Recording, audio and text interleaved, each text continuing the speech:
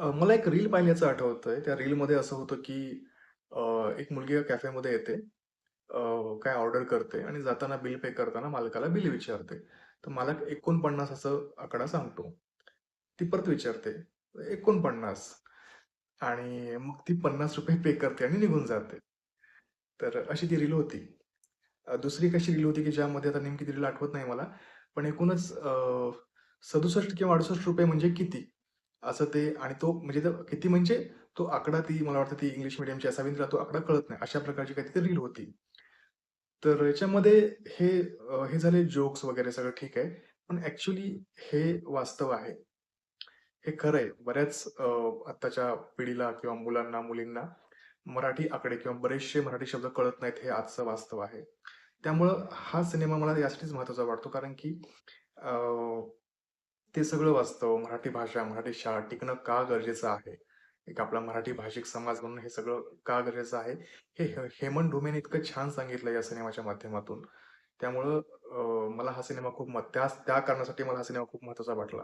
दुसरं विशेष कारण म्हणजे हिंदी सक्ती राज्य सरकार आपल्यावर लादू पाहत होतं, तेव्हा हेमंत ढोमे Twitterच्या माध्यमातून किंवा अजून बऱ्याचशा ते खूप आघाडीवर होते या सगळ्या विरुद्ध बोलताना. सर मग त्यांची ती मराठी भाषेविषयीची तळमळ हे सिनेमात रिफ्लेक्ट झाली का, उतरली का हे मला बघायचं होतं. आणि ते सगळं इतकं छान त्यांची जी तळमळ किंवा पोटतिडीक आहे ना, ती इतकी छान उतरली या सगळ्यामध्ये. इतकं छान पद्धतीने त्यांनी ते सगळं मांडलंय सिनेमात. बरं कथेचा जीव खूप छोटा आहे. त्यामुळे सगळी भिस्त जी पात्रांवरती आहे, पण ज्या पद्धतीनं सगळं जे सिनेमात येतं ना, अ, गोष्ट म्हणून काही ते आहे. म्हणजे गोष्ट म्हणाल तर गोष्ट खूप साधी आहे. गोष्ट आपल्याला ट्रेलरमध्ये पूर्णपणे कळते. कुठेच काही असं हे नाही, की बाबा अरे यार, खूप भारी काहीतरी असं असं काही नाहीये. साधी गोष्ट आहे.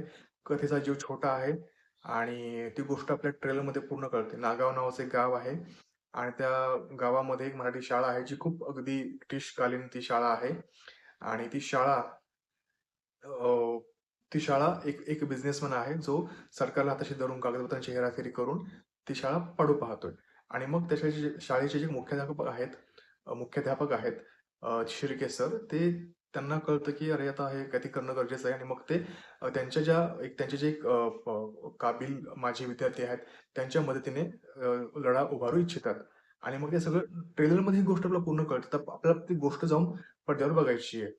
तर ते सगळं इतकं छान सेटअप आहे. खूप साधं सोपी गोष्ट आहे आणि किती छान पद्धतीने मांडली ना. मला वाटतं हेमंत ढोमे यांचा सर्वात बेस्ट सिनेमा असेल.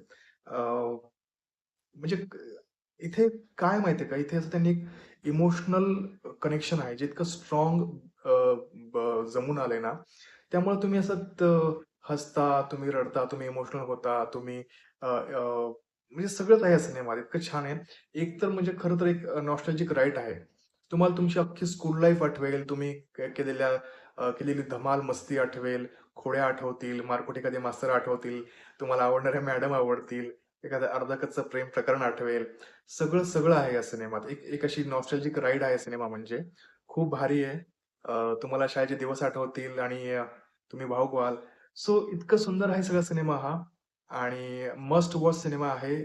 तो जाऊन थिएटरला पाहावा असा सिनेमा आहे आणि मराठी भाषा, मराठी शाळा टिकणं का गरजेचं आहे. हेमंत ढोमे यांनी इतकं छान सांगितलंय. मला पर्सनली हेमंत ढोमे सरांना थँक यू म्हणायचंय. निर्माते क्षितिज जोग यांना थँक यू म्हणायचंय.